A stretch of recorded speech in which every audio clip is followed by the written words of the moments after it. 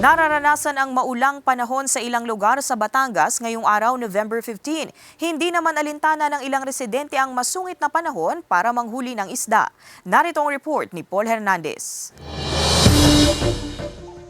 Biyaya para kay Rafael ang maulang panahon na nararanasan. Dito siya mas nakakarami ng huling isda sa lawa ng Taal. Hindi raw uubra kung pamingwit lang ang gamit, nilalambat at sinasabayan pa ng sisid sa ilalim ng tubig. Doon po naglalabasan po at madali pong makahuli po ng isda. Yung madilim din po ang sa ilalim po ng tubig, gawa din po ng maulan po. Sa kabila ng pag-uulan at makulimlim na kalangitan, nananatiling kalmado ang lawa. Madali pong huliin. Opo, kumpul-kumpul po sila pagka sa lambat din po. Sa monitoring ng Pag-asa, dulot ng shear line o yung banggaan ng malamig at mainit na hangin, kaya nabubuo ang kaulapan na nagreresulta naman ng mga pag-uulan. Nararanasan ang masungit na panahon, hindi lang sa Batangas kundi sa nalalabing bahagi ng Calabarzon. Sa huling surveillance, nasa labas pa rin ang Philippine Area of Responsibility o PAR ang binabantayang low pressure area o LPA. Pero asahan na ang maulap at maulang panahon hanggang sa mga susunod na araw. Wala po tayong naitatala na mga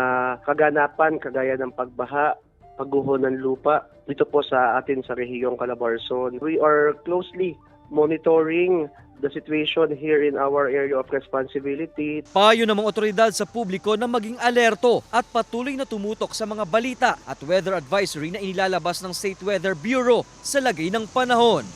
Kasama si Buhay Adante Jr., Paul Hernandez, Balitang Southern Tagalog.